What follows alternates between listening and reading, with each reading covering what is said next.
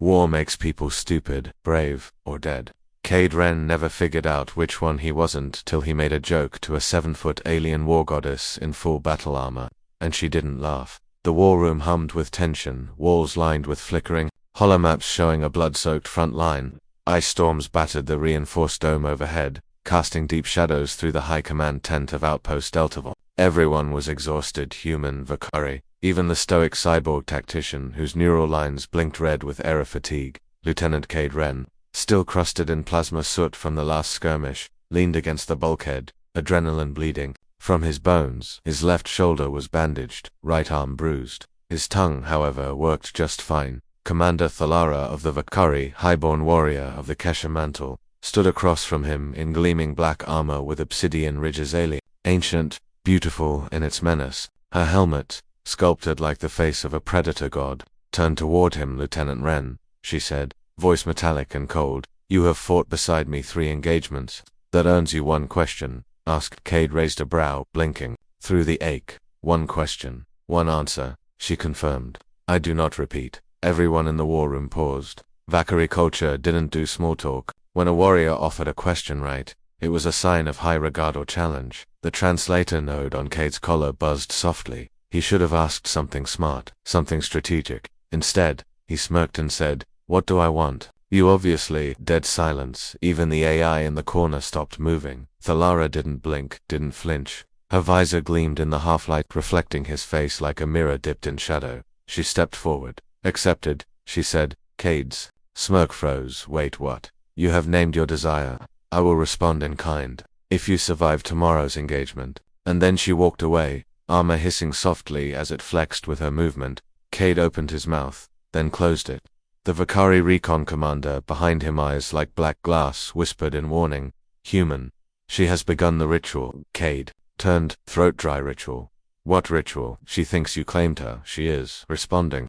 That night, in the Steelbunk barracks, Cade sat in silence while a dozen different species murmured and argued around him. The air smelled of scorched carbon, engine grease, and alien sweat. The mission briefing repeated on the holoscreen. A recon squad had gone dark near Cryospire Ridge, a death trap of jagged ice and radiation bursts. The retrieval op was set for dawn. Thalara would lead. Cade had been assigned to her unit. Assigned, not invited. Across the room, Thalara entered silently, the buzz of energy around her armor making the lights flicker. She didn't look at anyone until her gaze locked with Cade's. Everyone else grew quiet, without a word. She reached up and removed her left shoulder plate. Vakari armor was sacred. It was not removed unless in defeat or something more intimate. Stepped forward and placed it gently on the bench beside him, black metal warm from her body. The silence was heavy, dense, suffocating. Cade whispered, you know I was joking, right? She crouched beside him, her faceplate inches from his. You bleed when you joke, human? She asked. Not usually. Then this is not a joke. And with that, she left, one shoulder bare, her armor uneven. The Vakari recon commander watched from the corner, arms crossed, unreadable. You have no idea what you've triggered, he murmured. Cade stared at the piece of armor next to him, heartbeat echoing in his chest like a war drum. Outside, the storm grew louder. Inside, Cade Wren realized something terrifying. He hadn't just survived another day, he had just been chosen, and tomorrow the war wasn't the only thing he'd have to survive. The thing about saying stupid things in war zones is this. The universe has a sick sense of humor, and it collects interest fast. At 0400 hours, the wind screamed like a dying star. The Cryospire Ridge was a frozen labyrinth razor, ice crevasse, that dropped into nothing, and whispers of movement just beneath the crust. Patrols had gone missing here before, but not like this. Not without a trace. Not with comes completely dead. Cade Wren adjusted his frost mask and checked his rifle's plasma coil. The cold bit through his gear like teeth. Ahead, Thalara led the squad through whiteout conditions. One shoulder of her armor still missing, black battle plate gleaming under layers of frost. Her gait was confident, controlled, like she belonged in places that wanted to kill everyone else. She hadn't spoken to him since last night, not with words. The shoulder plate still rested in his pack. Its weight felt heavier than a rifle. Lieutenant, said Ronine, the half-synth scout, trailing them. Thermal spikes 40 meters, something big. Moving fast. Cade tapped his cums. Formation Delta, eyes out. Thalara raised a closed fist, halting the squad. Her helmet slowly turned toward Cade. Even through the visor, he could feel the weight of her stare. Then came the sound, not wind, not metal, skittering, wet, bone against rock, contact flank, someone screamed, a shape burst from the limbs, spines like broken glass, eyes like pits of boiling tar, a spireworm, thought extinct. It tore into the squad like a living guillotine. Plasma fire lit up the night. Cade spun and dropped to a knee, sighting down his rifle. He fired 3 shots into the creature's midsection, scorching holes through frozen hide, but it didn't slow. It lunged. Before it could reach him, a blur of obsidian and rage crashed into its side. Lara. She slammed into the worm with all her armored weight, claws ripping through its exoskeleton. She moved like a storm-given form, primal and elegant. Her left shoulder, the unarmored one, bled from a deep gash. She didn't flinch. Another worm broke from the ice.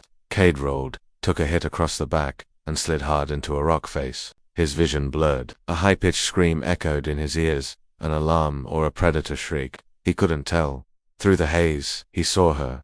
Thalara stood over him. Her gauntlet snapped off. She threw it aside. Bare clawed hand. She reached down and pressed her palm against his chest. Skin to fabric, blood to blood. Clam returned, she said. A bolt of plasma shot past her head, and she didn't even blink. The squad finally neutralized the remaining worm, and silence fell like ash.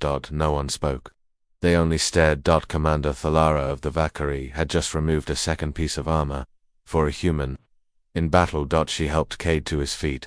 Her claws left marks in his jacket. He couldn't even breathe properly. You saved me. You are what you said you wanted, she replied calmly. I said that as a joke. Then I misunderstood. We are in the second phase of the rite. What's the second phase? You survive again. Cade stared at her. And if I don't, then I will burn this moon down. And bury the pieces with you. She turned and resumed walking through the snow. The squad followed in stunned silence. Cade stood still for a long moment. Above, the storm howled louder, like it knew something ancient had been stirred. They reached the ruined outpost by dusk. The team breached the perimeter expecting survivors. Signals, anything. Instead, they found stripped bones, black ash, and claw marks in the walls. The comms tower had been torn apart from the inside. One word was scrawled in dried blood on the metal bulkhead. It watches. Cade's breath misted in the frigid air. Something wasn't just hunting them. Something was testing them. He turned toward Thalara. She stood near the center of the room, backlit by firelight, looking at the blood-scrawled writing. Then she reached behind her and removed her gauntlets both. Slowly she walked to Cade, eyes locked on his, and whispered, "The armor falls only for truth. You must choose what this becomes." Cade whispered back, voice trembling, "I don't think I'm ready." She didn't smile. Bakari didn't smile. "Then survive until you are." He thought it was just a joke. But now she had no gauntlets, no shoulder plate, and she was bleeding in front of him willingly, and he wasn't sure if he was being honored or hunted. The wind outside the outpost had gone still, too still. Inside, Cade crouched beside a scorched control panel, fingers gliding across melted glass and carbon-scored buttons. The bones of the missing recon unit lay stacked neatly in the corner, not scattered, not torn apart. Arranged, as if something had studied them. Behind him, the Vakari tech priest hissed in their native tongue. This wasn't slaughter, it was selection. Thalara stood silent at the center of the command room, bare hands curled into fists, chest rising with controlled fury. Her exposed left shoulder where the armor had been still bled slowly, the black-blue blood crusting like obsidian. Cade walked up beside her. "You knew something like this was coming." "I felt it," she replied. "The Wyams. They were distractions. The real hunter is still watching." She touched the dried blood writing on the bulkhead again. "It watches." The tension in the air was thick, electric, as if the walls themselves were holding their breath. "You said we're in the second phase of the rite," Cade said, trying to ground himself in something that made even slightly more sense than ritual sacrifice and alien redditors. "What happens in the third?" She looked at him, eyes glowing faintly under her helm's narrow-tracted visor. Her skin was battle-worn, the markings on her face glowing with ceremonial biolume pulses. "Third phase is revelation. But first comes trial. Trial, you'll face what hides inside your armor." Cade didn't answer, because he suddenly realized he hadn't taken off anything. Not his mask, not his metaphorical defenses, not even the memory of the last time he let someone human, back on Earth, who tore him apart, not with claws, but with words and betrayal. The war was easier than trust. Suddenly, The floor beneath them shuddered. Dust fell from the ceiling. The walls flickered. Red motion sensors activated. Everyone drew weapons. The rear corridor groaned open and something stepped into view, but it wasn't a WYRM dot. It was a mirror, a 10-foot-tall monolith of chrome black metal, perfectly smooth. No wiring, no seams. It hadn't been there moments ago, and in its polished surface, each person saw only themselves bleeding, afraid, weaponless, alone. Cade approached. First, rifle shaking slightly in his hands, and then the monolith spoke, but not in words, in memories. Suddenly Cade was back in Fort Bryn, Earth, the day his own unit left him behind on a false recon signal. His commander lied. His best friend let it happen. He screamed, but it wasn't his voice. It was his younger self, weak, terrified. He collapsed to his knees in the snow. Behind him, Thalara didn't move, didn't help. She simply whispered, "This is your mirror trial. You must pass it alone." "What the hell is this?" he gasped. "Vakari, face it at 13. It shows what you hide, the armor you never speak of." Cade saw his hands in the reflection covered in blood. His blood, human woman behind him, in the memory, laughing coldly as he begged for help. His trust shattered. His path to the war forged in betrayal, and suddenly he understood. He had made that joke to Thalara not out of bravery, but to push her away, to keep it light, unimportant, safe. Because the idea of someone actually seeing him terrified him. "I wear armor too," he whispered. All the time, he reached for the mirror, his own reflection, and touched it. A shockwave burst from the monolith, cold wind, piercing sound, static energy. The vision ended. The mirror cracked, then disintegrated. Cade stood up slowly, blood dripping from his nose, but his eyes were clear now. Across from him, Thalara stared. Then, without a word, she reached back and unlatched the central backplate of her armor. The Vakari warriors gasped. Even the stoic priest turned his face away. "This is the core," she said. "We wear it from birth. We only remove it for one who sees us." She placed the backplate at his feet. The firelight danced across it, painting his face in reflections. "You passed your mirror." I shed. "Mine. What happens now?" he asked, throat dry. She looked toward the corridor beyond, the one the Wyams hadn't touched, the one the mirror had blocked until now. "Now comes revelation. If you still want me, you'll have to earn me." And with that, she walked forward. No armor on her hands, no armor on her shoulder, no armor over her core, and Cade, heart pounding louder than the wind, followed her into the dark. He survived the Wyams, he survived the mirror, but now the Vakari demanded proof, not from his body, but his soul. The trial of flame and frost wasn't about winning, it was about burning away who he used to be and walking into who he would become. Transport drone dropped Cade on a jagged cliffside just as the twin moons of Vornis Ix reached their zenith. The terrain below stretched endlessly, obsidian rocks, frozen mist, and geothermal vents that hissed red-hot steam into the frozen sky. This was Frostveil, Crater, cursed valley where weather, temperature, and time broke their own rules. The place broke minds faster than it froze them. Thalara's words echoed in his head. "Survive alone for 72 hours. No armor, no fire, no contact. When you return, if you return, I will know you are no longer hiding," he had protested. She had not blinked. No one could survive 3 days in Frostveil unassisted. That was the point. Day 1. The cold came first, not the surface kind, but the soul-deep cold that whispered old fears through cracked teeth. Cade built a shelter with shattered debris, huddled beneath Ice Razor Rock OUTCROPPINGS. At night, the sky sang not stars, but things, moving just beyond the clouds, things that sounded like voices from Earth. His mother, his squad, his ex-commanding officer, all long gone, all whispering. He screamed back, and the echo didn't return. Day 2. The cold gave way to hallucinations, or were they? He saw firelight dancing where none existed. He saw Thalara standing bare-shouldered in the snow, her biolume eyes watching him with what looked like pity or hunger. She never spoke, just stared. Every time he blinked, he stopped blinking. He kept moving, dragging himself across ridges slick with black ice, hands cut and bleeding. He lost track of time. Stars spun wrong. He collapsed by a geothermal fissure, warmth pulsing from below. It would be so easy to crawl in, to let go, but something in him refused, not for glory, not even for her, just to prove to himself that he could still be more than what the past made him. Day 3. He awoke choking on frost and fire. The fissure had erupted in the night. Flames now surrounded him, licking skyward from fractures in the earth. Trial by flame. Trial by frost. He understood. Now this wasn't about her. It was about whether that man inside the armor could survive without it. Naked, burned, bleeding, alone. Cade. Ren limped out of the crater at dusk, his uniform scorched, face cracked with exposure. Eyes wild, he returned to the outpost ruins. And there she was. Tha Lara. Waiting. Alone. No armor now. None. Her body was scarred, musculature taut, like a predator ready to leap. Tattoos of her house and rank wrapped around her limbs like molten chains.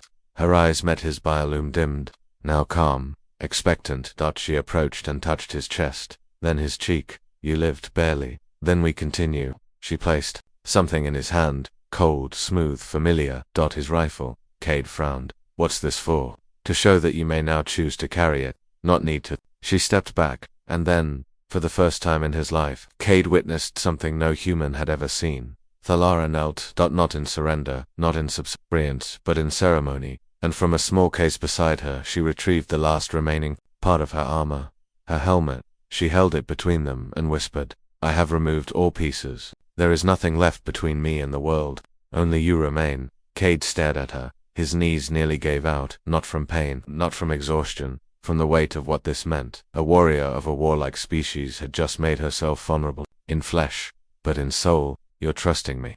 I am offering myself. There is still a difference. And what happens if I don't accept? She stood, tall again, firelight casting monstrous shadows behind her. Then I will retrieve my armor, and we will never speak again. Cade said nothing for a long time. Then, slowly, he took the helmet from her hands and set it gently beside the backplate. Then we keep going. Her eyes narrowed, then brightened. Then you are ready. The trial was over. But what waited beyond was something far worse than flame or frost. That it was revelation, and not all truths could be survived. Armor doesn't just protect, it hides. And now Cade. Ren was about to learn that the worst wounds aren't always physical. Some are memories, some are choices, some are things you survive but never walk away from.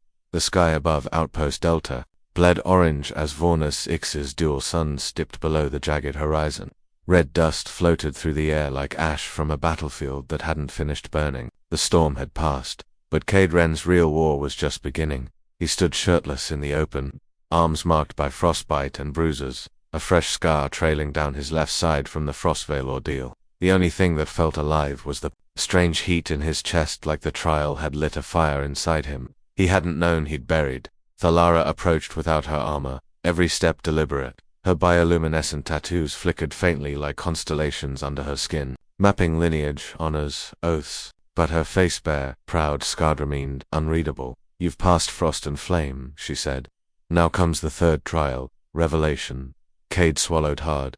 I thought that was revelation. No, that was you revealing yourself. To you. She reached into a war case and pulled out a thin strip of black neural thread. It glowed briefly before she offered it to him. Now I show you me. Cade hesitated. What is this? Memory link, she said. Bakari right. Deep neural bond. You see my truth, unfiltered, unedited, not the legend, not the war queen me. He stared at the thread, pulse rising. A million doubts clawed at his brain. What if I can't handle what I see?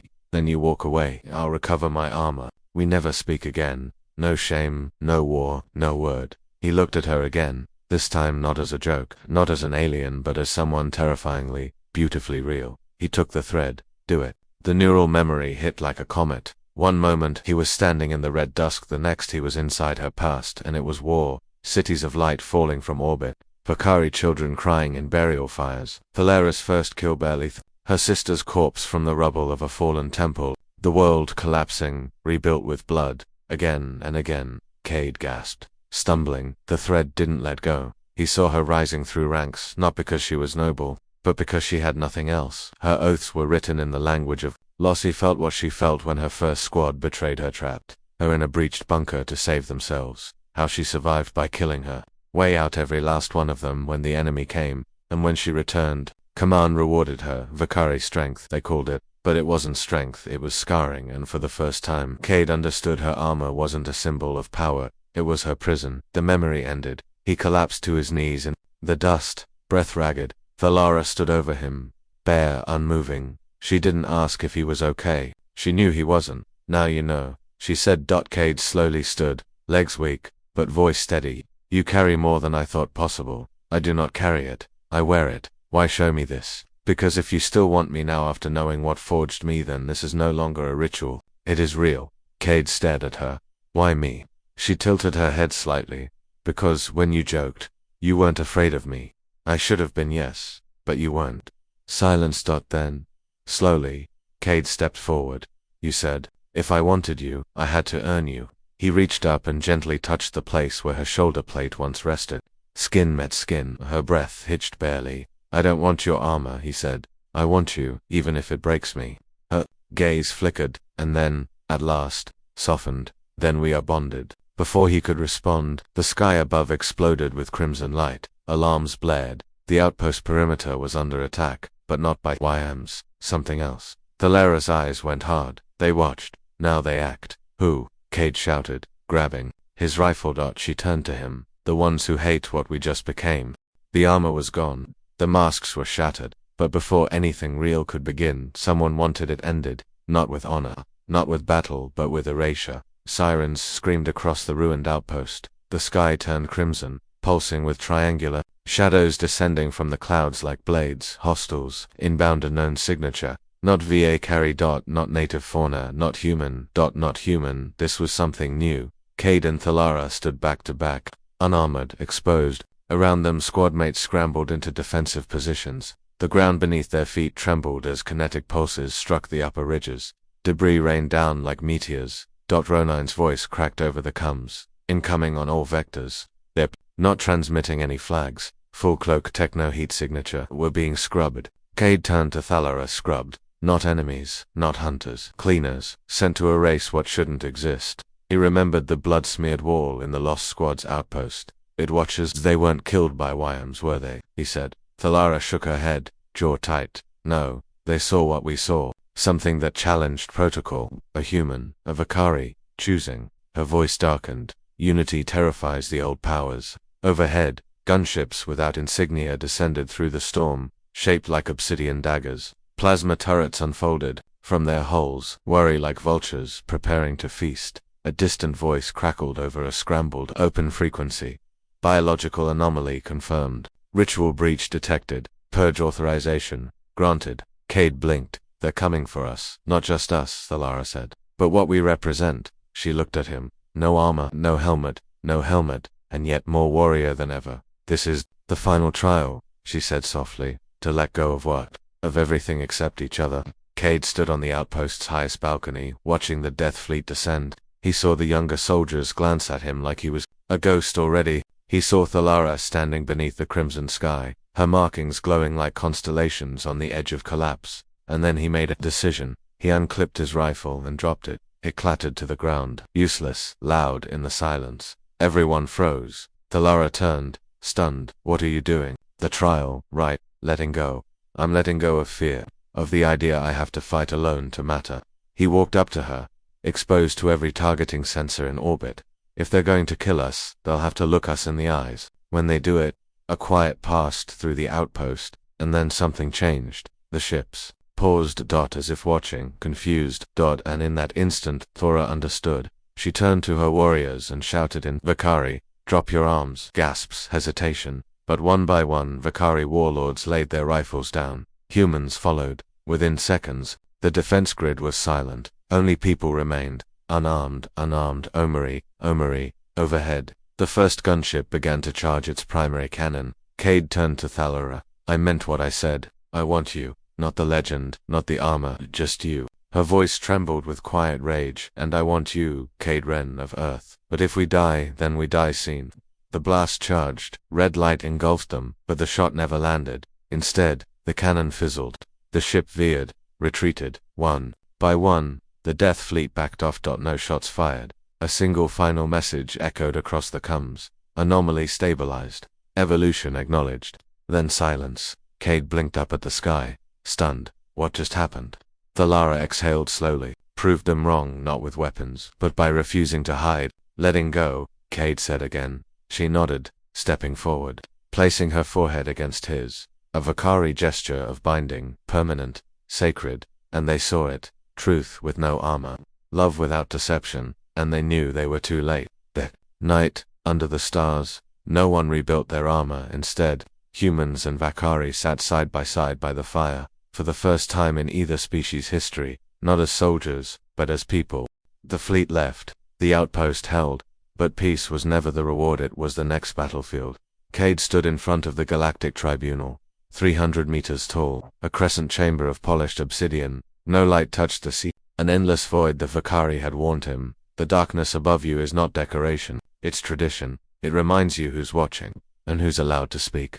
Cade wasn't allowed. They didn't even let him wear his uniform. The Lara stood beside him, armored again not for battle, but for politics. The ceremonial armor of the writ-bearers. It shimmered like ice, 100 etched oaths flickering in the metal, but her expression was hollow. She leaned toward Cade, voice low. They planned to erase it all. The outpost, the Unity, US. Cade stared at the central dais, where the ancient species spoke in neutral tones. Purge initiative reviewed, anomaly logged. No diplomatic violations reported.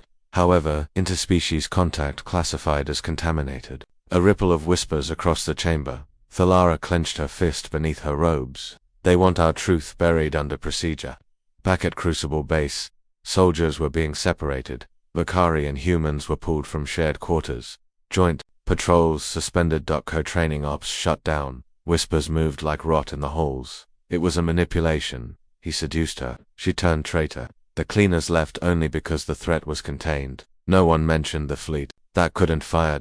No one mentioned the final message, evolution acknowledged. Even among allies, silence pressed like a weight. General Ronine approached Cade in secret.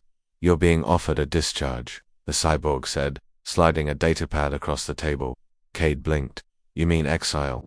They're calling it honorable. Release with planetary reassignment. You'll be sent back to Earth, to a remote biome colony. Quiet, hidden. Cade looked down at the datapad there. It was his freedom. Clean, painless. Why? Because you're the most dangerous thing in this sector, Lieutenant. Ronayne's robotic, I narrowed. You proved something else is possible. The ones in power, they don't want that. Meanwhile, Thalara faced her own tribunal.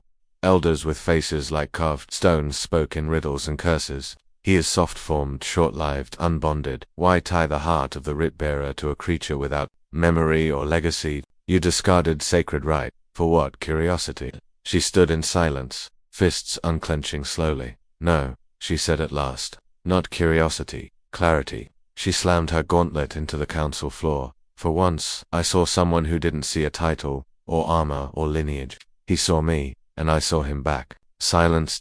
And then removal. Stripped of her mantle. Cast from the writ-bearers, allowed to keep her name, but not her command. In a quiet hangar, Cade found her. She was sitting on a supply crate, head in her hands. He sat beside her. Neither spoke for a long time. Then she whispered. They erased the report. Buried it. The fleet. The message. It's all gone, like it never happened. Cade pulled out a datapad, his own record. Images, logs, timecodes. Proof. Double quotes. I kept it. Everything. Hidden. Offline. She looked at him. If you release it, they'll destroy you, he nodded. I know. She stared at the datapad, then him, and finally smiled, just faintly. I want them to try. The next morning, the entire interspecies comnet flickered to life. A rogue data burst, traced to a hidden channel. The truth they buried. Human, Vakari, no longer divided images, footage. Thalara removing her armor. Cade, stepping into the storm. With her. The cleaners halting. The fleet fleeing. And finally, the message replayed in 1,000 languages. Evolution acknowledged. It went viral. Because the galaxy wasn't blind, it was only made to feel helpless, until now. In a hidden room at Crucible, Ronine watched the data feed light up. He didn't smile, didn't blink, but after a long pause, he said, well, there's no going back now. A storm lit by truth doesn't ask permission to spread. They hunted them like traitors. A broadcast spread like wildfire, but it didn't come without backlash. Within an hour, Cade and Thalara's names were scrubbed from all official records. Within a day, Crucible Base went into lockdown. And by the third day, bounty notices were circulating on black market channels. Capture alive, interrogate for breach of intergalactic concord, eliminate if necessary. They didn't run. Instead, they went deeper.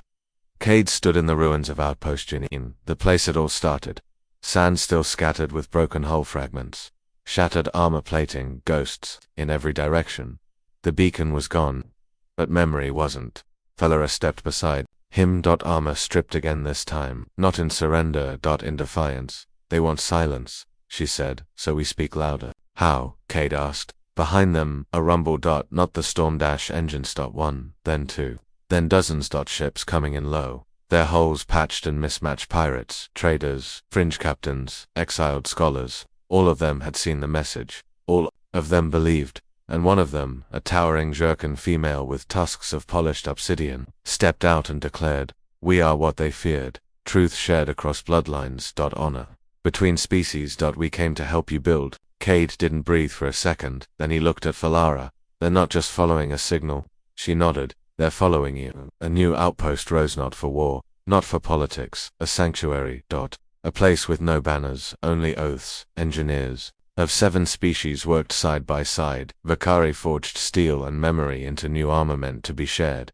Humans built sensors, shields, and gardens from wreckage. And across every wall, 3 words were etched in every tongue. Unity was not a mistake, of course. The powers responded. An armada appeared in orbit 3 weeks later. No warning, just presence. The lead battleship hailed them. "Vacate the structure. Surrender the insurgents. Cease all trans-species operations." Cade didn't answer. Falara stood beside him on the outpost's tower. Instead of a reply, she opened the external feed. She stood tall, armorless, eyes locked on the ship's viewport. "You want war again? Fine. But understand this. You're not just firing on humans, you're not just silencing Vakari, you're attacking everyone who believes this galaxy deserves better. And from below lights. Not from weapons. From cameras. Transmitters. The outpost was broadcasting everything again.